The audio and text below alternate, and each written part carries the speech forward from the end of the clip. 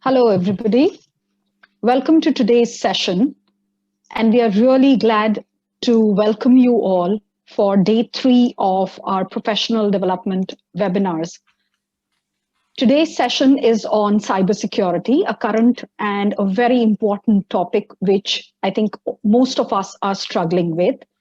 And before we start the presentation, I would like to introduce our team members at Victoria University International. The first one is Jonathan Pratt. You're on mute, John. You're on. Good morning, good afternoon, good evening, everyone. Welcome to Victoria University for day 3. Hoping you're going to enjoy today's session. We're going to learn a lot, and cybersecurity, as Richard says, is a red hot topic. Very important that you make sure you protect yourselves at home, but also be very mindful of the student data that you're managing. So we're looking forward to hearing from Dr. Kandekar and Asif later today. Thank you. Daisy. Hello everyone, welcome to day 3. So I'm Daisy, look after Southeast Asia market. Welcome, and I hope those of you that attended yesterday event has done some practice of, on your exercise. Don't forget that. If not, then you better start practicing. Hope you join the sessions today. Prashant.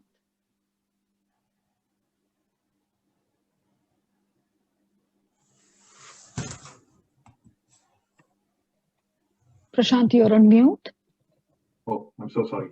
Welcome everyone to day 3 of this fantastic professional development week.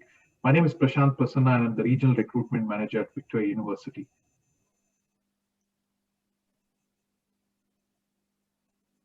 Juan. Hello everyone, my name is Juan. I'm the Regional Recruitment Manager looking after onshore recruitment. Welcome you all to the day 3.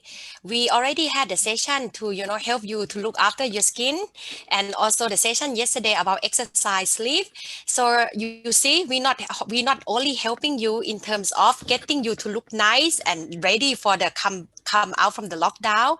We also looking after you in terms of cyber security as well. So hopefully you enjoy the session today.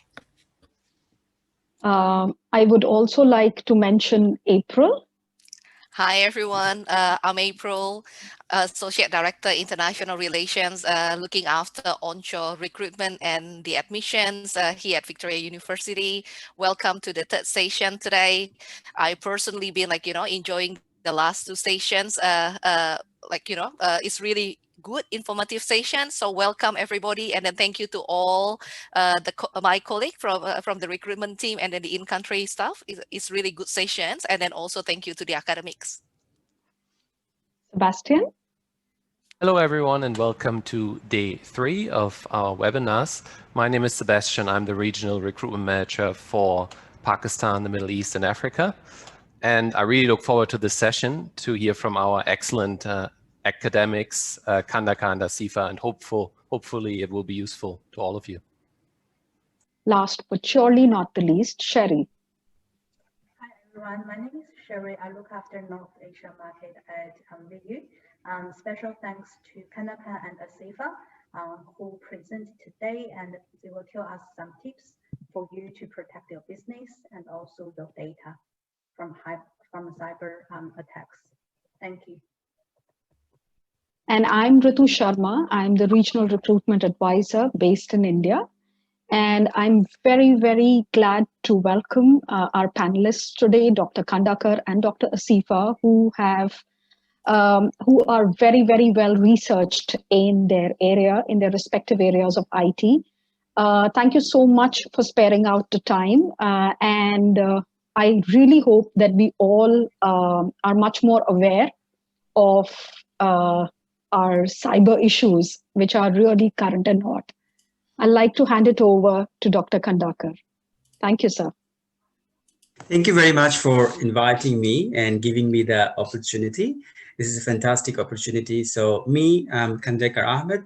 I'm a lecturer in discipline of IT within College of Engineering of Science of Victoria University. I'm the course chair for Master of Cybersecurity, Grad Deep of Cybersecurity, and Grad Start of Cybersecurity. And with me, I have Dr. Asifa. He is a lecturer of the same discipline of IT, and he is the course chair of our newly proposed course, Bachelor of Cybersecurity, and we are expecting that it will start from next year, semester 1. Welcome, everyone. It's actually a really honor for me to get an opportunity to talk with the international crowd, and the people are sitting in the different places. We hope we will enjoy the journey. I will give the floor to Asifa to talk about yourself. All right. Thank you. Thank you, everyone. Thanks for the introduction, Kandakar. As Kandakar mentioned, lecturer with the College of Engineering and Discipline of IT, working towards bringing the new Bachelor of Cybersecurity course, which will be coming in February, hopefully, fingers crossed. So, and I'm really glad to be here, to be invited to give this talk for all of you. Although it looks like most of the interesting seminars have already been done yesterday and the day before yesterday, because exercise, looking after your skin, I think they're much more important than cybersecurity. But unfortunately, we are surrounded by this trait everywhere, locally in Australia and globally everywhere. So I hope we'll have a great time going through some of the traits and how to mitigate them. And yeah, thank you. So I think we can start. So Asifa will share the slide, and Asifa and I will jointly present the materials. We try to make a balance. You know, we teach the cybersecurity in class, so there are varieties of units. Even one unit, we have 12 lecture session, 12 lab session, and we have so many units in different levels. So when Sherry first made a proposal and approached us, we quickly agreed. And then Asifa and I was in dilemma, what the content we should put, yeah? And that should be beneficial for everyone as well. So we hope that the content will give you some of the insights, some of the benefits, and some of the idea. We particularly cover a certain topic, and we'll talk about that topic. And I will also try to relate and mention that why we have chosen that topic. All right. So as I said, today, a certain topic, right? So we will be talking about social engineering attack. And what is social engineering attack? We'll talk a bit later, but we will talk about social engineering attack and its role. So the things that we'll cover in the next slide is, I will just give a snapshot of cybersecurity, then social engineering attack, then few of the examples, the real life we all are facing, knowingly or unknowingly, that they are social engineering attacks. Couple of the demos that we will present. These demos actually we have prepared and our students do in the lab. So one of the things we say that to defend yourself against an attack, you should learn how to launch the attack. So in those demos, you will see that how we easily we can launch attack because of the availability of the different tools. We'll slightly touch the application level attack. And again, there are 2 demos that we will give.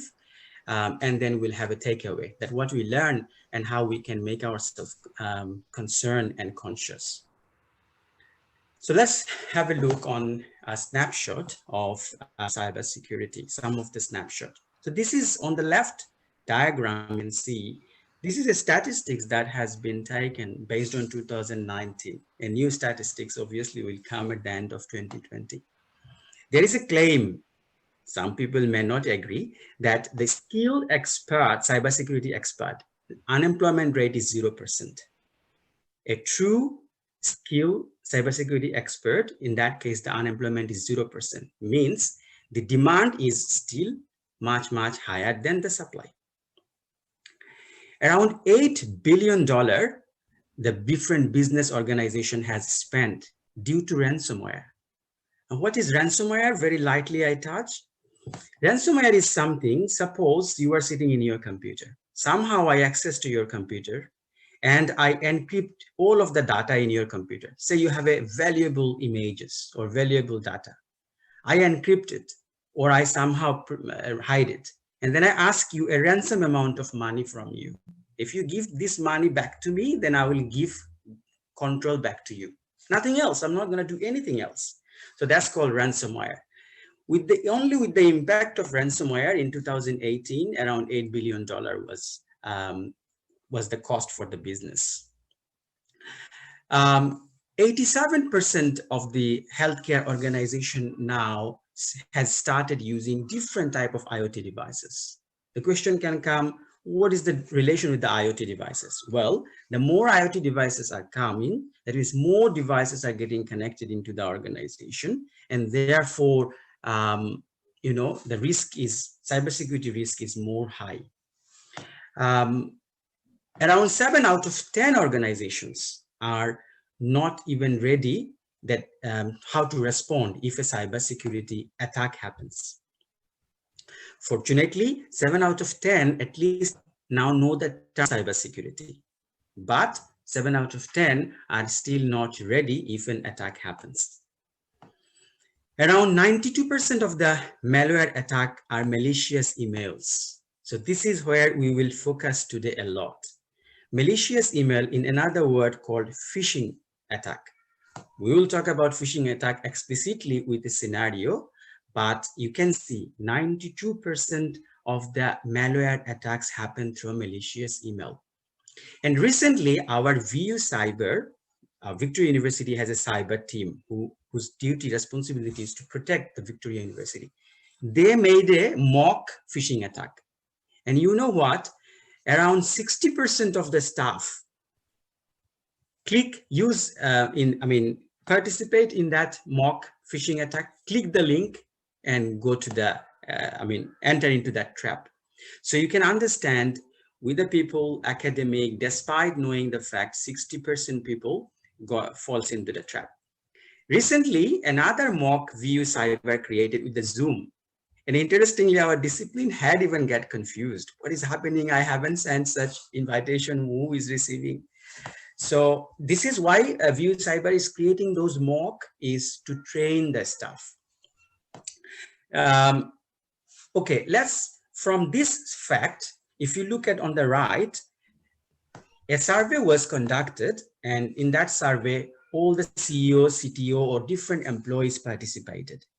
And in the survey, it was found that 90% feel vulnerable to insider threats.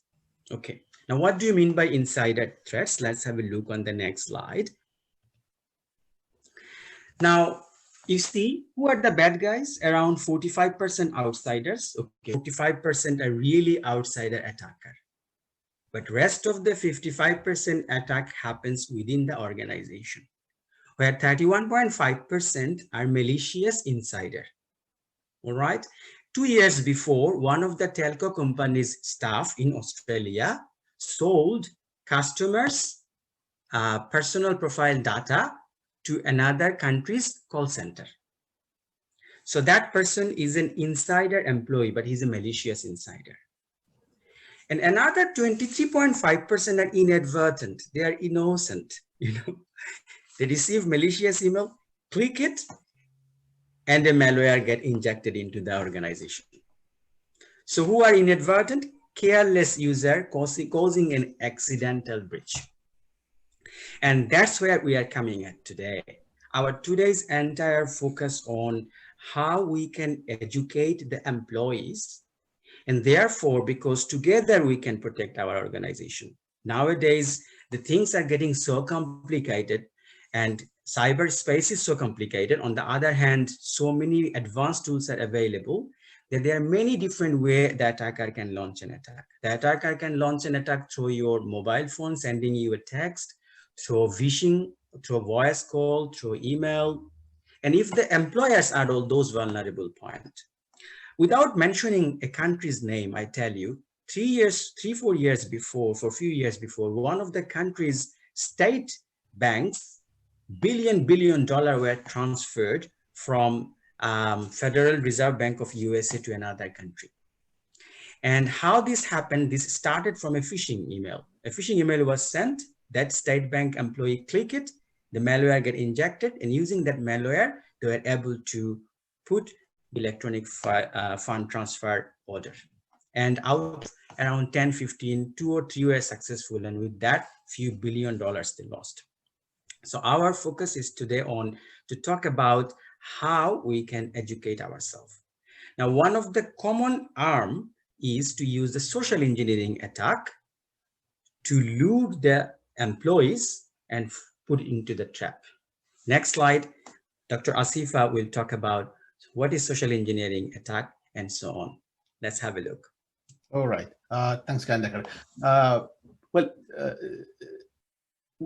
You can see there is a huge sort of loss associated with cybersecurity threats. And the most important thing we have to do is to educate ourselves as to how these attackers, will gain access to our institutions, our networks, and our cyber physical infrastructures. Okay, so they don't often show you who they really are. So instead, they use social engineering, what we call social engineering techniques.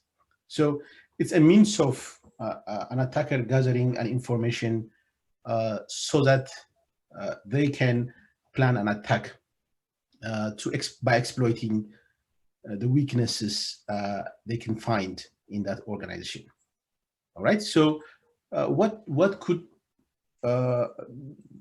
they do to actually gain? The only need that they need to do is, okay, we can have big network, we can have a very high secure infrastructure, but it only takes one point of weakness for them to inject themselves into, attach themselves into our organization. So the type of attacks, there are quite a number of social engineering attacks that they can plan on, but the most famous ones and the most popular ones and the most attacks that we need to protect ourselves against are phishing is the most dangerous one, where an attacker sends you a bait and through an email, and then you took that bait and then download a malicious software or give access to the attacker. So there's a slightly modified version of phishing called Vishing. Okay, that's when an attacker uses voice. Okay, they call you as if they are a company associated with your organization. They might even call you like they are one of your higher up bosses.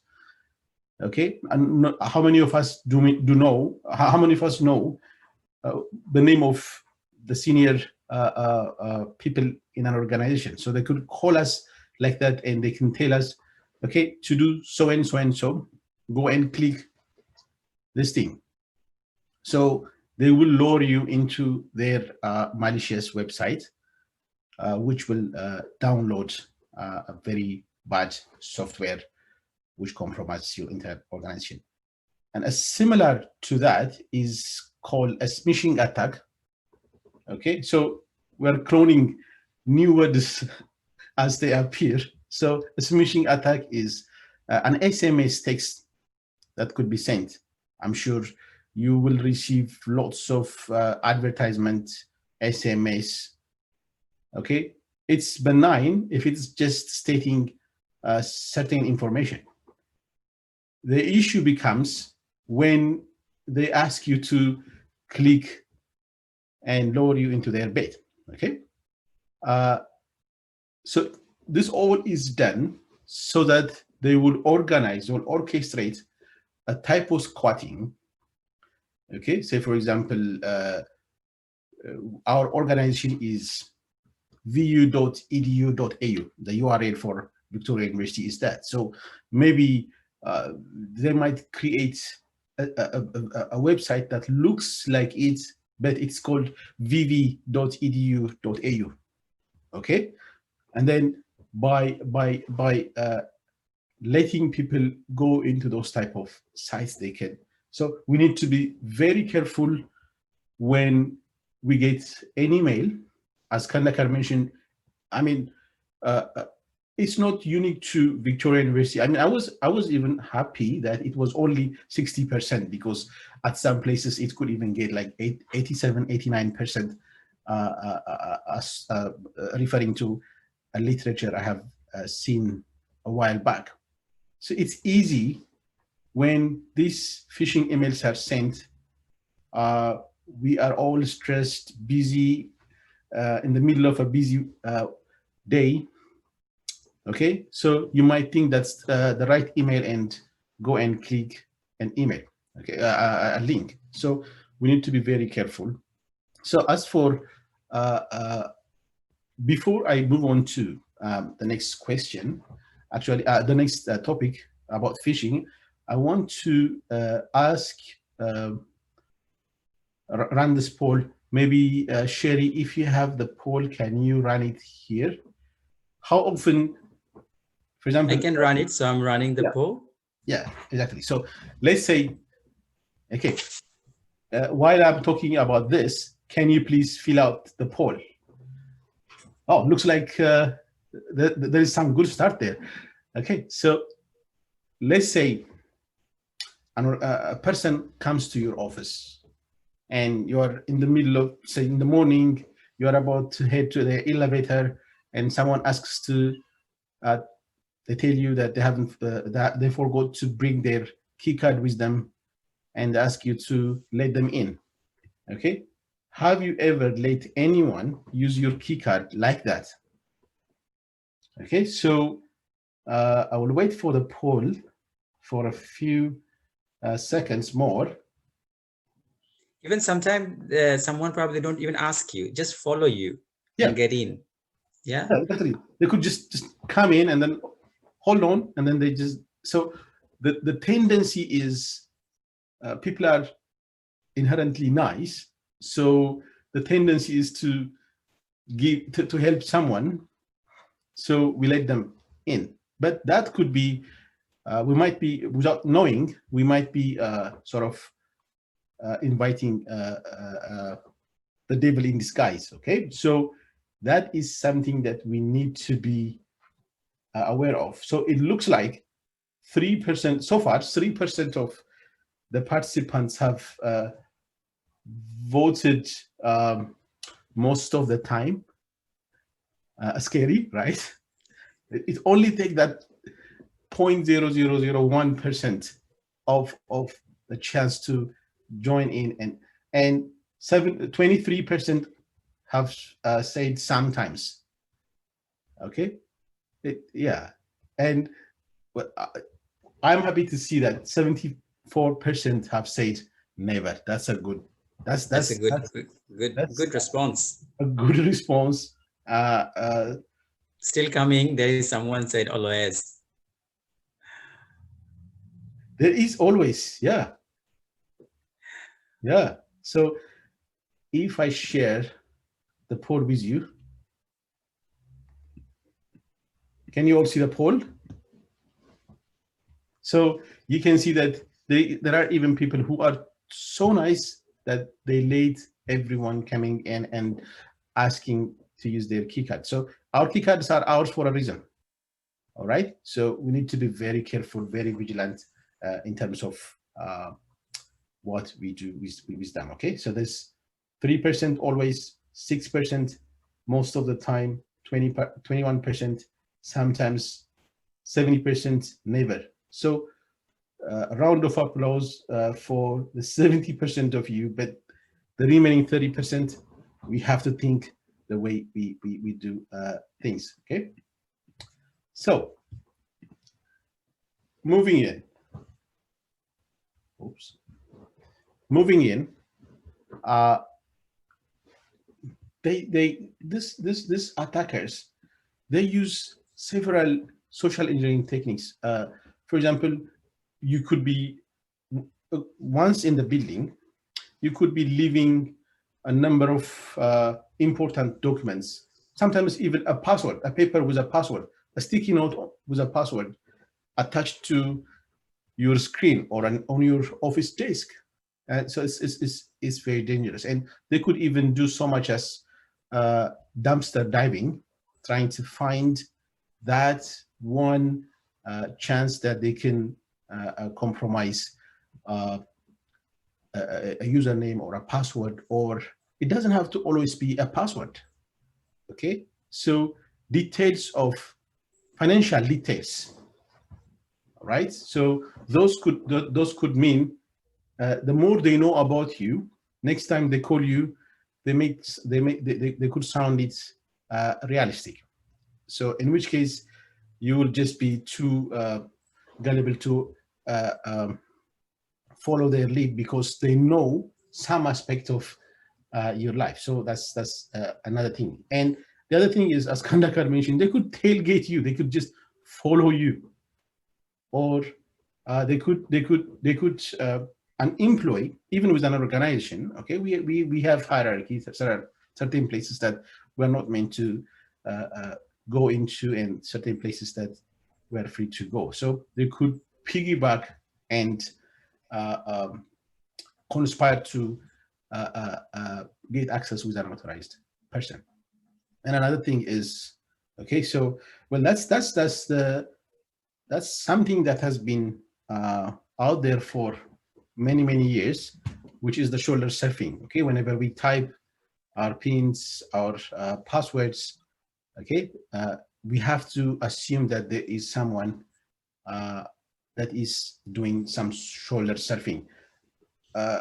It might sound, I might sound like I'm asking you to be paranoid, but when it comes to cybersecurity, it's better to be paranoid than there are so many of those multi-billion dollar breaches happen because of a simple mistake like that. All right, so now coming to the phishing attack, given an email, there are certain aspects of the email that we need to pay close attention. Okay, how do we identify if the email actually is a phishing email?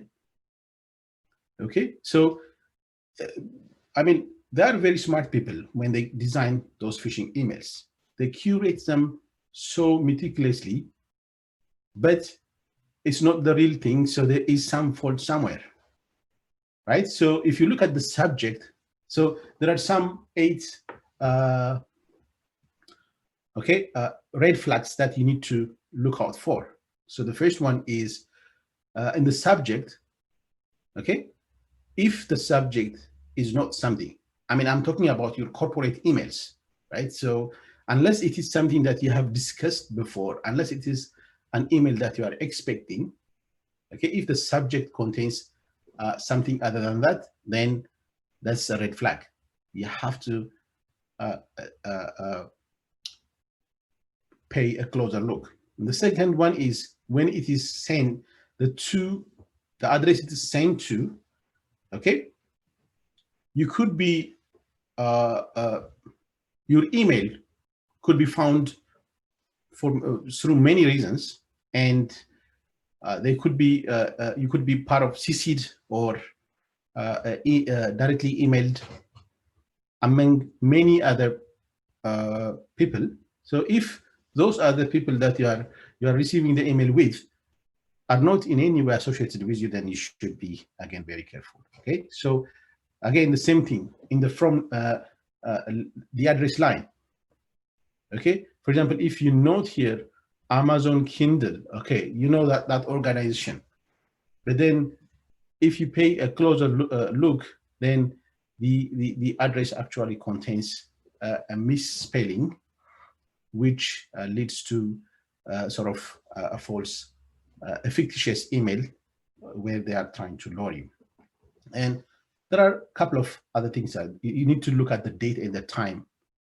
Okay, you don't expect a corporate email to be sent out at 3 a.m. Well, Kanakari and I have a lot of email conversations at 3 a.m. But that aside, unless you don't expect that, then you need to pay a very close attention. Okay, you need to look at the attachment. What is being attached? Is it something that I expect? The hyperlinks, do they really sound or read like they are coming in from a justified? Because this is the most dangerous one. The attachment is the attachment and the hypertext. The hyperlinks are the ones that are more dangerous, because clicking that could mean downloading a malicious software or a malware from another place. Okay, so just to go with our phishing exercise, let's see who can pick up. There are 3 emails. Okay, now we have seen some 8 red flags. So in this one, so there are 3 emails. Which one do you think is highly suspicious of a phishing attack? Email 1, email 2, email 3. So if you think it's email 1, I want to see some hands raised. If it is email, if you think it's email 2 or 3, email 2. Or you can say it in the chat. Yeah. Which one you think has the red flag? Exactly. Which email you think is red flag and you should be conscious and carefully consider.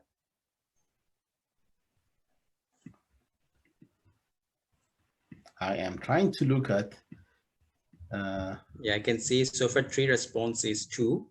3 response. Second email. 4 response, second email. Yeah. All right.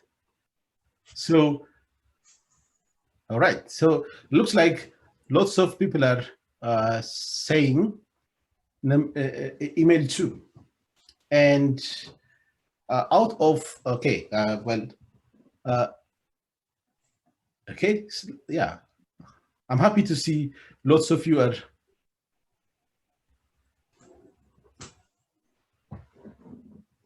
Lots of you are saying 2. There is some question about VPN. I'll definitely come. We'll probably answer at the end. Yep. Come back to that. But that's a very good question. Very good question. Yes. So, yes, the answer is, as most of you expected, it's rightly answered. It's email 2, because not everything that contains a link is a phishing email. Okay. But the red flag that you need that points out what happened here is, okay, the time. Okay, you wouldn't expect on a Saturday 2:48 a.m. okay, some email asking you to reset password. Okay, so that's good. So you need to look out any of these red flags before you actually make okay. So again, in a vishing exercise as well, in a vishing attack, it's all about, again, one thing I want to reiterate is it's all about getting employees to go to some malicious site or some bad website which will download a bad software, right? So I will play 3 messages and I will ask again which one you think is. Hi, this is Marco from City Mechanical. My boss said that your air conditioning units are freezing up. We need to run a diagnostic test ASAP. I need you to go to www.temperaturecheck.com and launch air conditioner tests so we can see what we're dealing with. Okay, this is one. And the second one is... Good morning. My name is Lauren. I work at the local branch of the United Way, and our 5K is on the 1st of the month. I saw your manager at a networking event, and she said you could post a fundraising flyer on the employee bulletin board. Can you please call me back at 555-432-1098 to discuss this? Okay, and the last one is... Hi, is this Arthur? Oh, sorry, I wrote down the wrong name. I'm calling to talk to whoever handles your organization's transportation services. Someone called from HR to see if my company could offer lower rates for airport transportation. Can you direct me to the right person? Okay. Now, which voice message do you think is the one that has a vishing attack, or that's most likely to cause a vishing attack? If you could say maybe not attack, we could say red flags. Red flags. Yeah, it couldn't be an attack. Yeah. May not be, or maybe, yeah. Okay, we're getting answer. One answer we get 3. 3, yeah. 3. 1. Okay. 1, okay, good, good. Okay, 4 answers, 1, 2. Yeah, it's quite a mixed response, really. Yes. Doubtful, 1 or 3, not sure. 1 or 3, okay. Okay. All right. All right. So those of you who said, who said 2, the lady didn't say anything, just asked for some information she didn't know and asked someone to call them to call her back. But I can understand if message 3 could be very confusing, because the guy seemed to startle a bit and to not remember some names, but he doesn't do any harm. Okay, but message 1 actually is the one that has asked you to go to a particular site and click. Okay, that is the bait. Okay, so when we hear that, okay, it doesn't mean that not everything that's asking you to click a link is a bad thing, but we have to verify. We have to sit and check with proper IT. There are some exercises that we will do later as well. Okay. Okay. So in the text as well. Okay. If you receive an SMS, okay, which SMS would you think is more likely to be to cause a red flag? Is it text 1 or text 2 or text 3?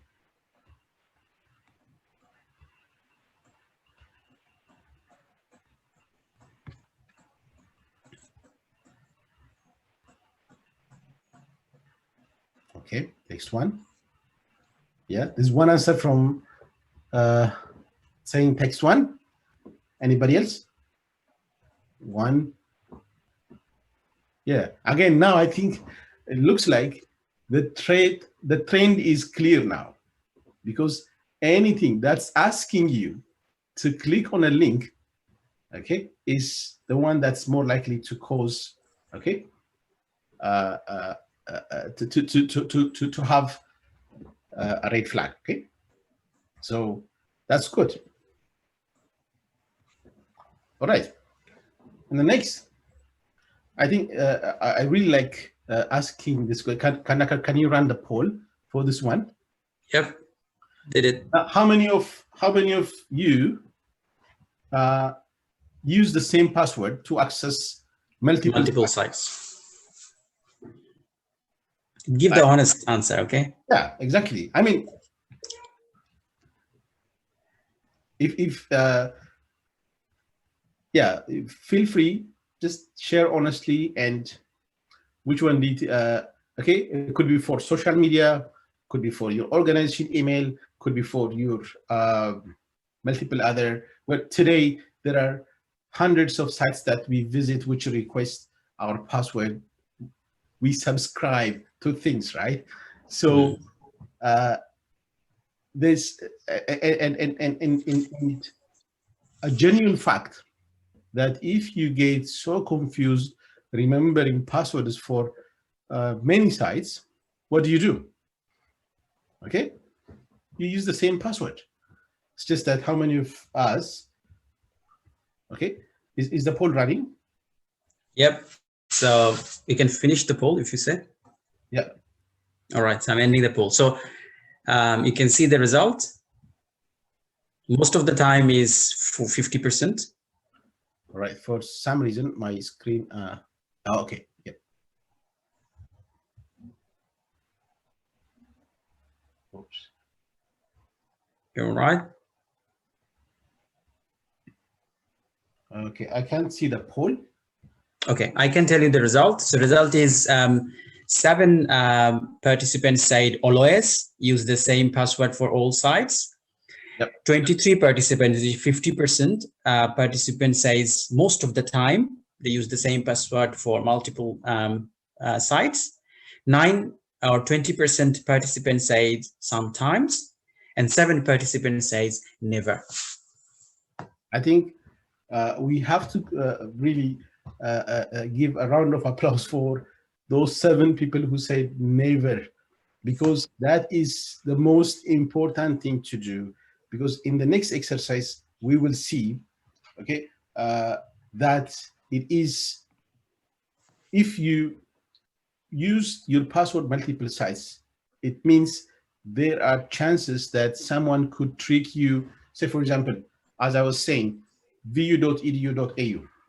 Okay, I could clone a site that looks exactly like VU, except it is vv.edu.au. All you see is not that URL. So let me show you how I it- can hack the password. Yep. Just kidding. All right.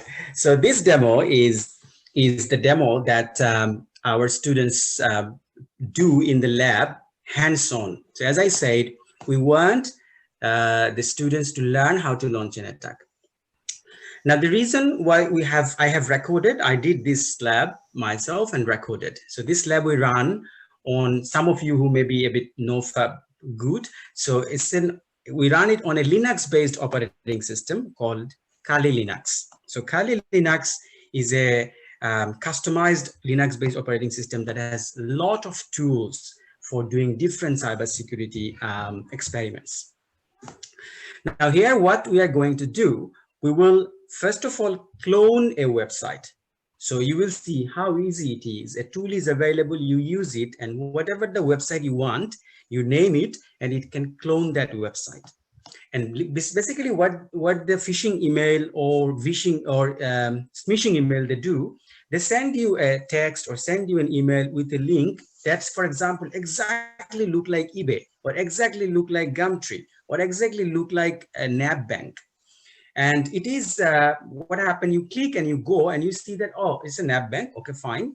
And you receive a message that your bank said your password should be updated. So you go and give your password. And you basically giving password to not a NAB bank website, it is a cloned NAB bank website. And they can take your password. So this experiment's or demo's name is Credential Harvesting Attack. Yep. Let's play the demo, and I may also talk while the demo will run. Yep. In this video demonstration, we will demonstrate credential harvesting. So we will use credential harvesting, engineering tool that is available at Kali Linux. The idea is basically clone a very known website and then send the link of that website to the victim users so that they click the link and think that it is a genuine website, and then they try to log into that website using their credentials, user ID and password, and we capture that.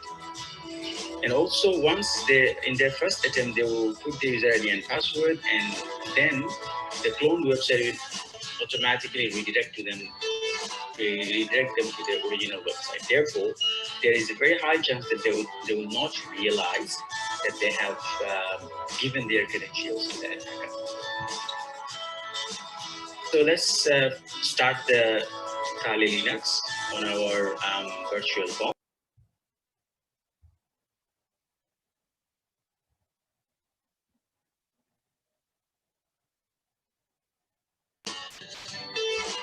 These are the operating system and the environment that we use to teach our cybersecurity students to actually think like a hacker, so that they can set up, they can create those attacks at the same time, learn how to think like one, so that they can deter any potential attacks.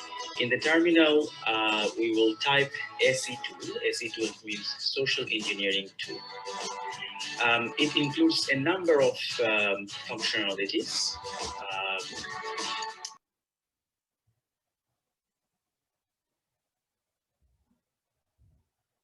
I think, Asifa, when you muted, we don't listen to the sound. Oh. So you keep unmuted. So there are a few options: social engineering attacks, penetration test, and few others. So let's select number 1, which is social engineering attack.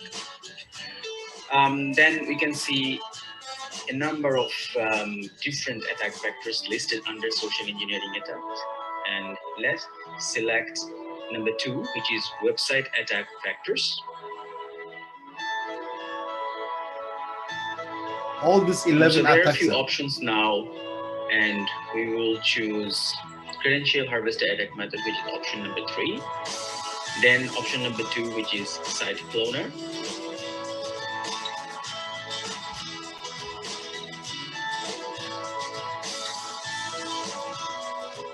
Now it is asking for the IP address where it would like to post the cloned website.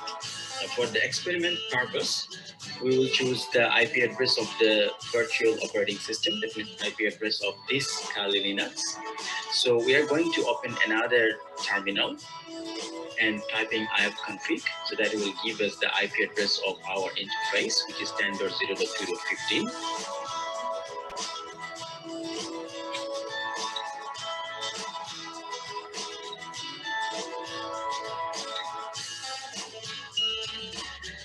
Once we will give this 10.0.2.15, that means it will clone the website and also host the website in this local machine.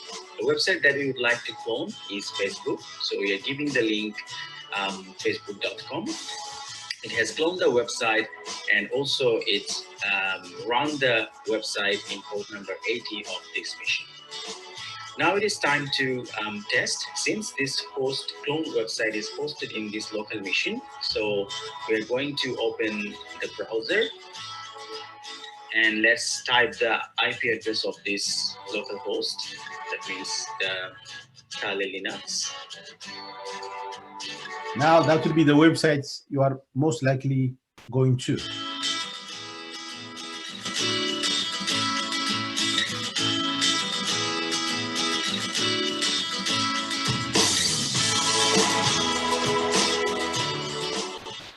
So 10.0.2.15 is the IP address.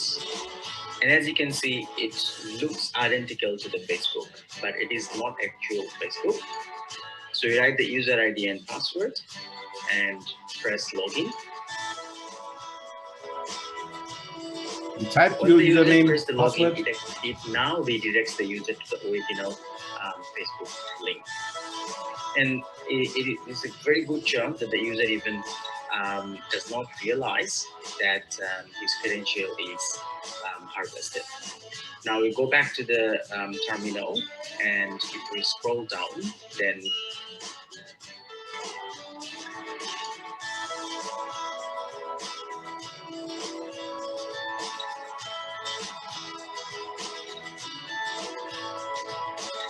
So this program is running in the hacker's machine. we should see that the user ID and password has been captured and is displayed here. So the attacker, what they do, they actually clone a very known website, for example, eBay or Gmail or Facebook, and they try to send some lucrative email or message with the link. For example, someone take a quick picture of the Facebook and send a link, hey, I have visited this place and check out what I have done and give the link.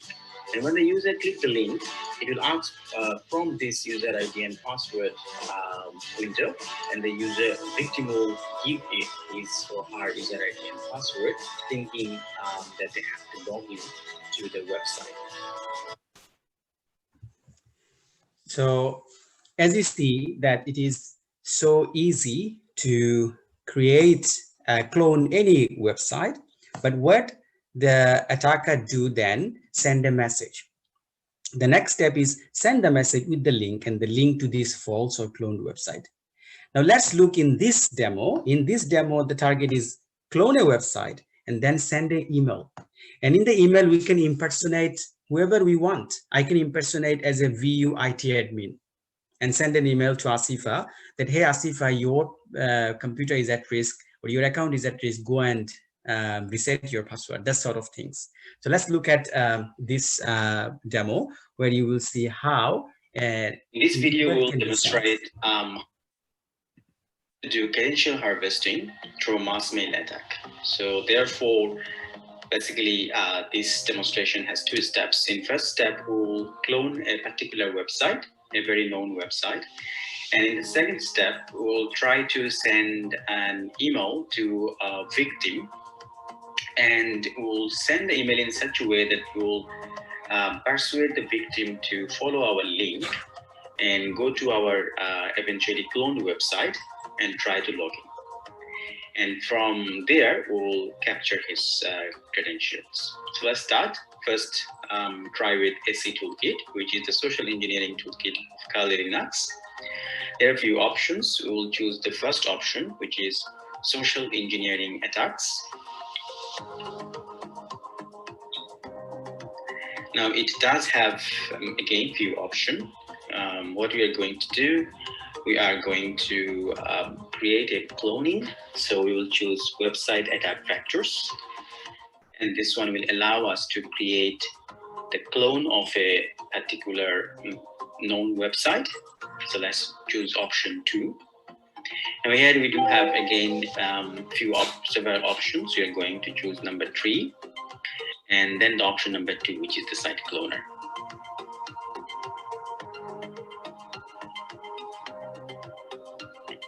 So once we choose the site cloner, it is asking where I want to host the cloned website.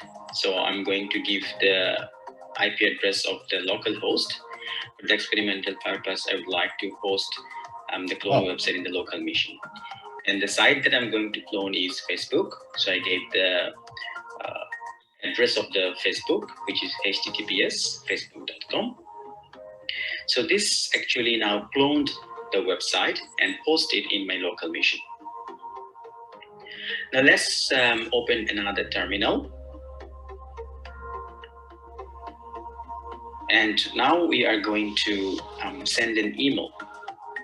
So again, we'll choose SE Toolkit, which is Social Engineering Toolkit. Now from here, we'll choose the option number 1. And then under here, we'll choose option number 5, which is mass mailer attack.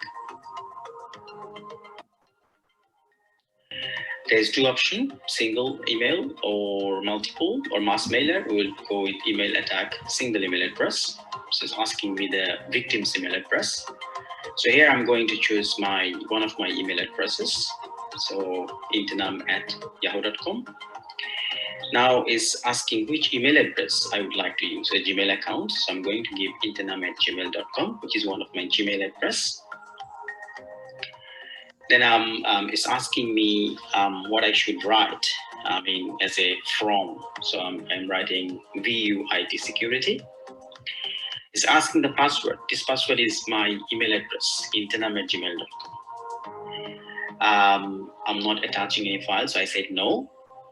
I'm going to write the email subject, which is VU security team, suspicious traffic. Now I'm going to write the body of the email. So we'll try to write body which is convincing enough for the user to click our link.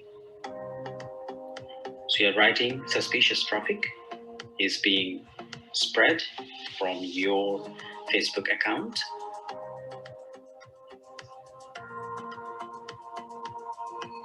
It appears that there has been a small outbreak of virus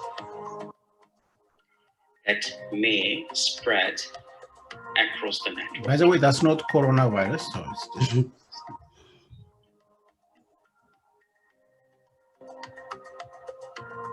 we recommend you to we advise you to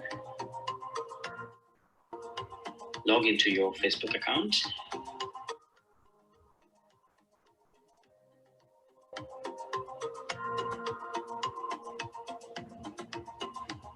and assist us in resolving the infection. Just an example.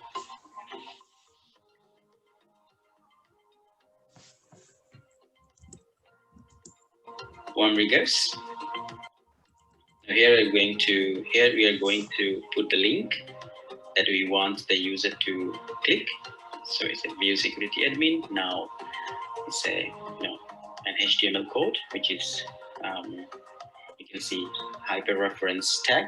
So and the link that we are going to put is the IP address of the local machine where our cloned website is hosted now. Okay.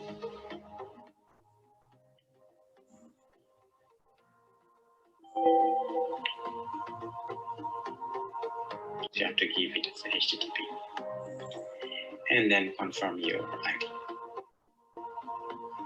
Okay.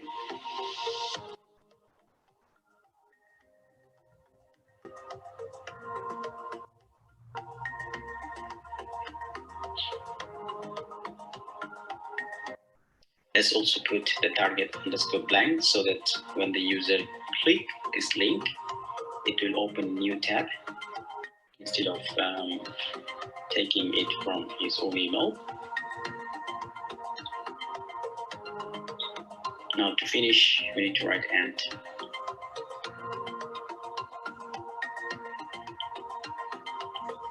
Now all done, the email should be sent. Let's check. So we consider internamet@yahoo.com as the victim here. So I'm going to check my email address. So I send the email from internamet@gmail.com and send it to internamet@yahoo.com. So let's see.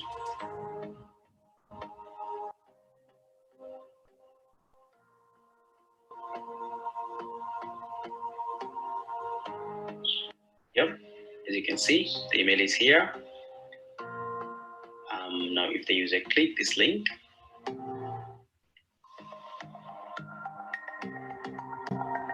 it's basically what they will get. Taking to the Facebook website, look like Facebook website, which is a cloned website.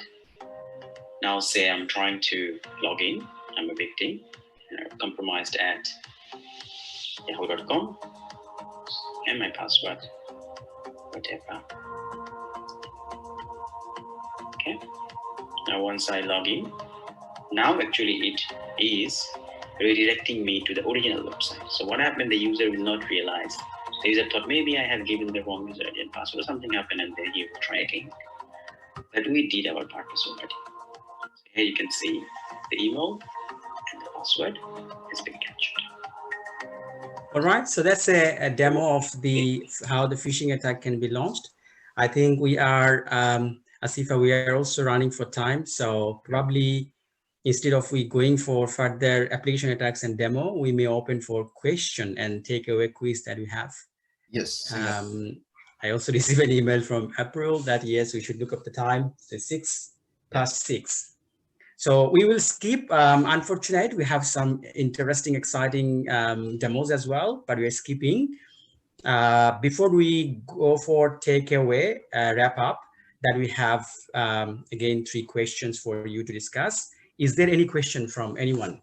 I think one question we have, which is VPN related. If you have any question, you can ask here in this chat box as well as you can ask. So VPN would like to, Asifa, you would like to answer to that question, the VPN related question? So go ahead. Whether installing a VPN can protect someone from malware and spyware? You can go ahead. Okay, so virtual private network, what exactly does that mean? Basically, all the traffic is going over internet, but that you have a two branch office, branch A and branch B, and everything is encrypted. So it's actually still is going over internet, but it is going encrypted. So it's a virtual tunnel is created. From there, the term comes virtual private network. Now, are you protected from spyware, malware? Now think, you still using the VPN, you could receive an email. An email could be a phishing email. And in the phishing email, you could have a link, and you click the link and you go to the link and you give your whatever you want to. Yep. All right. So what VPN is protecting? VPN can protect all the traffic that goes between the two sides. That Yep. someone cannot, man in the middle attack cannot go and read your traffic. But spyware, malware, smishing, phishing, this all could happen. And to be honest, why we are talking about this? Because you as an employee, you are responsible, and your organization depends on you. An organization like VU has thousands of employees. This organization can only be protected if all of the staff, employees are informed, concerned, trained, and conscious. Therefore, they are not making mistake and not allowing a malware to get into the organization. So if you are careful, if you are aware, and if you take the action carefully, then you can protect your business or your organization. Yeah, just to add to that, VPN is a good thing.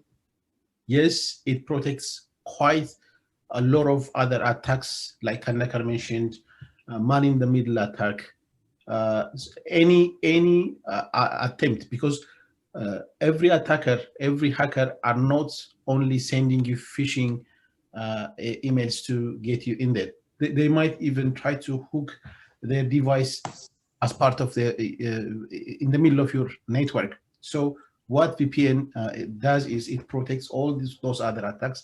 That's why we encourage using VPN and for enhanced security purposes. But as far as phishing and all those client and web app, client and server type related softwares, type of attacks, there's no way, because the source has to originate from you, and you are basically going into taking the attackers, the hackers bait yourself. So as far as the traffic is concerned, it thinks it's a genuine traffic.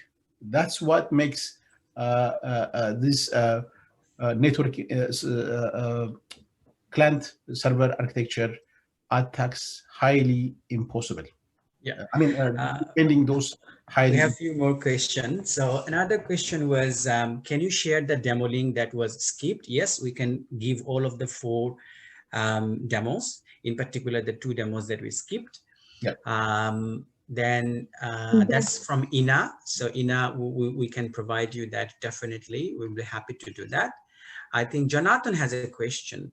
I just wanted to, yeah, how can our agents find out if their company website has been hacked? So yeah, today we only covered, to be honest, social engineering attack, and another part we had, that is application level attack. So application level attack actually deals with all those things. Now, whether my company's website has been hacked or not, that's again another topic and another discussion. So as I said, maybe we can give the 2 demo that we have. One is cross-site scripting attack, another is SQL injection attack, and SQL injection is dangerous. That demo will show you how someone can do the launch an attack to another company's database and get all of the user's name and password. And that's why Asifa asked the question, how many of you use the same password for many different sites? Because if one of the sites gets breached, and that password, if you use everywhere, all of the accounts get actually hacked. Kandikar, Yes. is the website, is it hacked worth using? Because you can put in a URL there and it runs a series of checks for you on the website. Sorry, say again. The website, is it hacked? Is a publicly available site, run some checks. Is it a valid way of checking your website? The website, I think to answer that question, the website, for example, in the demo earlier, the website is not hacked, but there was some other website cloned between the actual website and you, the victim. So that's what. If Jonathan's question is whether we didn't show any website hacking, we showed cloning. But if your question is whether the website is hacked or not, how could you know? The question is, there's a website called isithacked.com, and you can put in the URL of the agent's website. Does that work?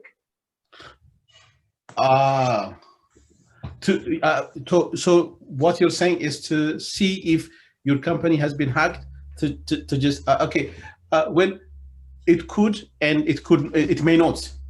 The answer is, if you are not being sort of checked for the traffic. So one indication that your company is hacked is if there is an attacker who has interest in getting data.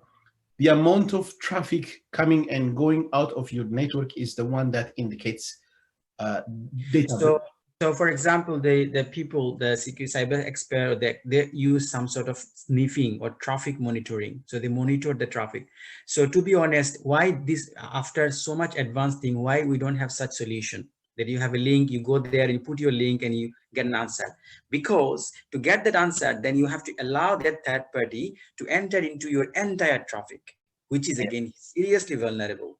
So therefore, this straightforward answer cannot be done, because I cannot allow someone, because without looking at my traffic, you cannot tell whether any of the traffic was attacker's traffic or malicious traffic or not.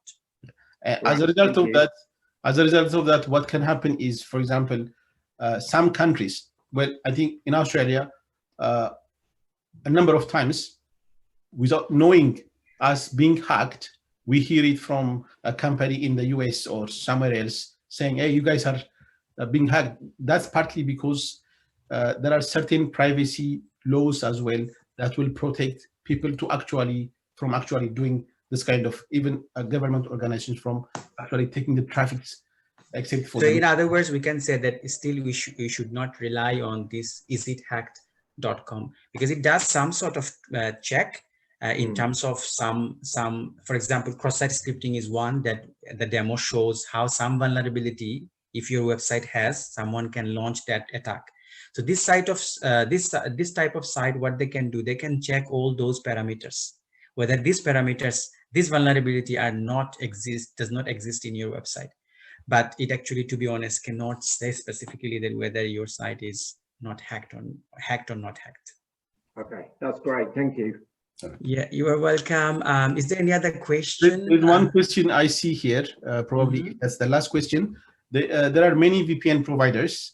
Are they all the same? And any indication how to choose one? Well, the second question kind of seems like more of a marketing question.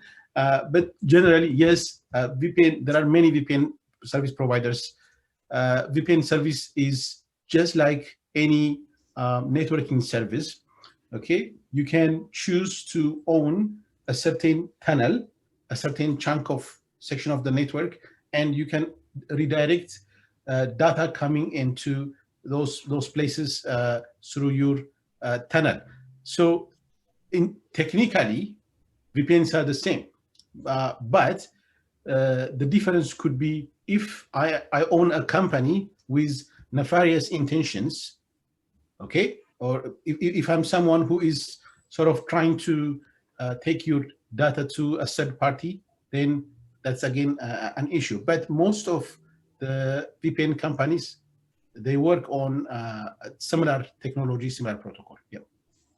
So there's a question. Can you address these two questions from Sony and Lisa, please? Is Google password safe to keep our password?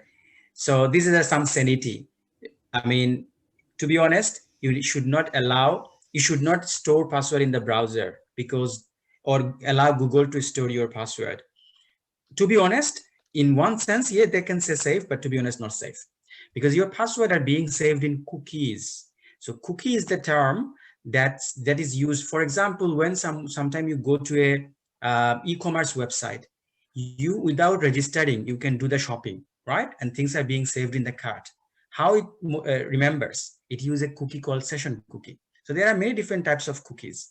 And when you store password in the browser's memory or allow Google's means Google is storing as a third party. They can have a lot of explanation that they are safe, but the best practice is no.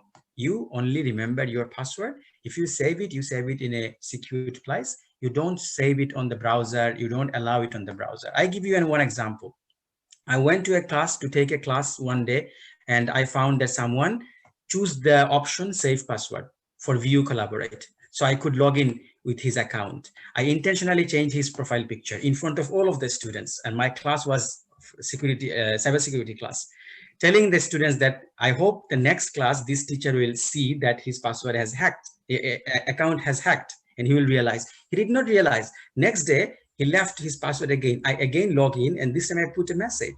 So this sort of funny things I did. So you see, if you store your password in the browser's memory or allow third party to save password, it's not safe. So the best practice is no.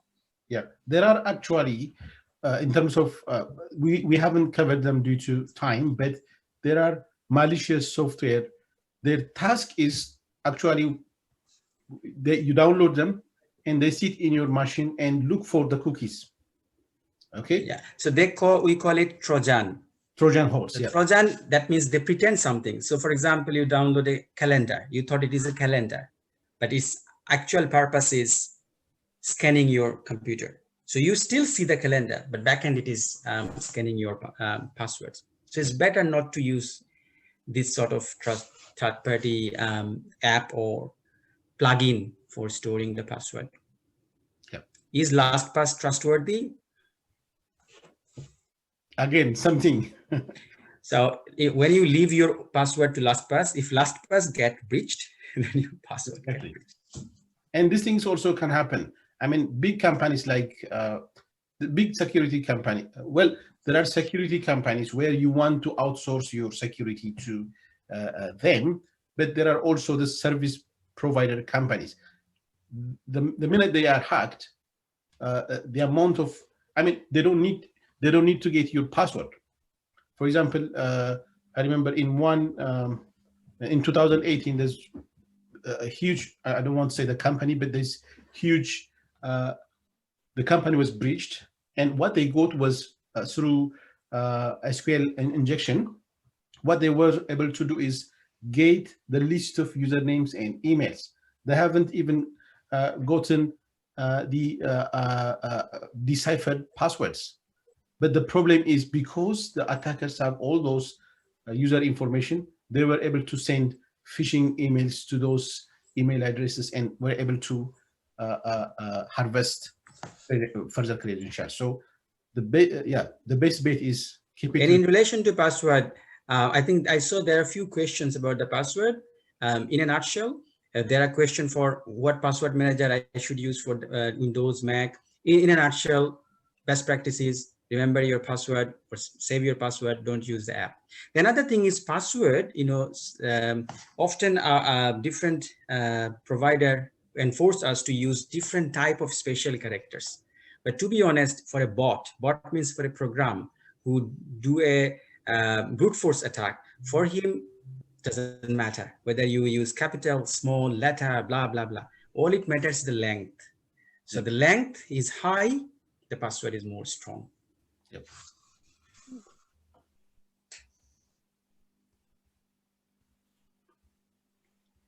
If there is no other question, then over to Sherry or to any of you. And for those of you who asked about the demos, you should be able to get the slides whenever you can and see those. And feel free to ask, to send us any questions you may have, both to Kanaka and myself. And we're happy.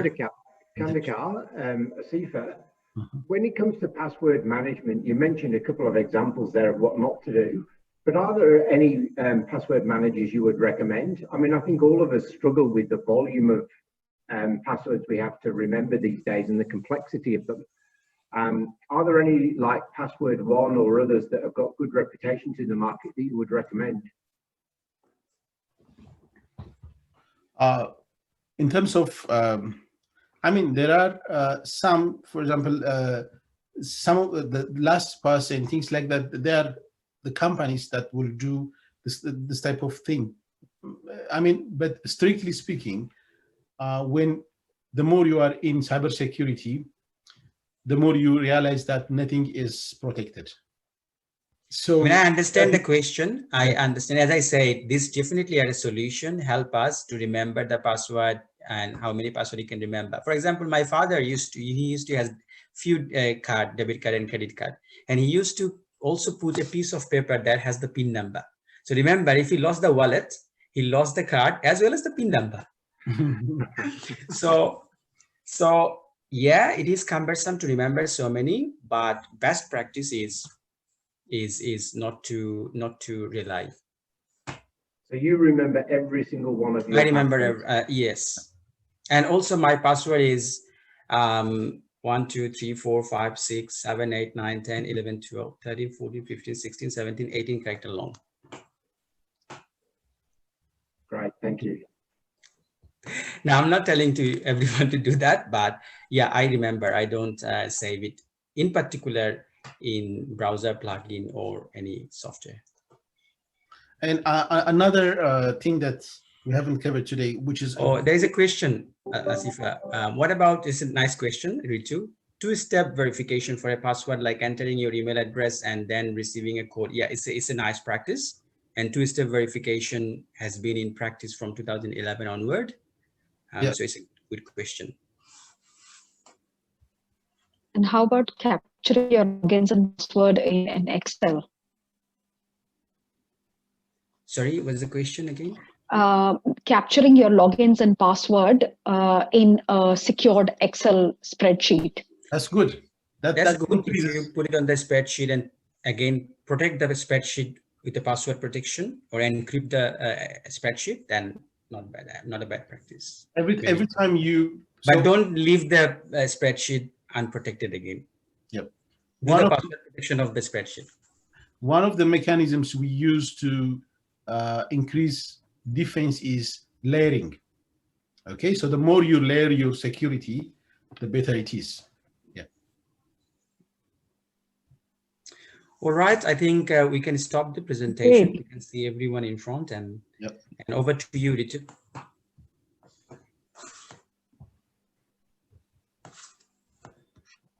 Great. Thank you so much, Dr. Kandakar and Dr. Asifa. It was really informative.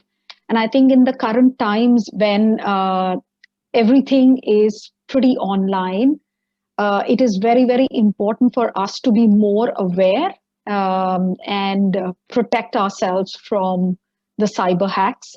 Thank you so much for a very, very informative session. And thank you all who are attending and have been really been contributing.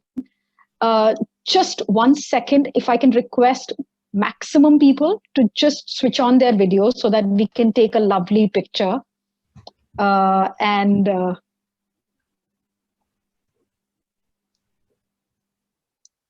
Great. Maximum videos on, please. Oh, good to see everyone. Hi, everyone. That's nice to see everyone.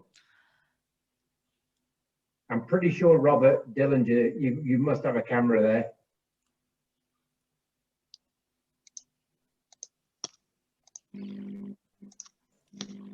Great. One more.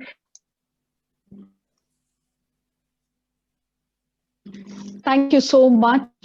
Thank you all for attending the webinar. And I really hope that all of you are now well informed and well protected. Thank you so much for all your support. And we really look forward to all of you attending tomorrow's session again, the last bit. And thank you so much. Thanks, everyone. Thanks, everyone. Have a great day. Tomorrow. Thank you. Thank Enjoy you. your day. Bye. Bye. Thank you.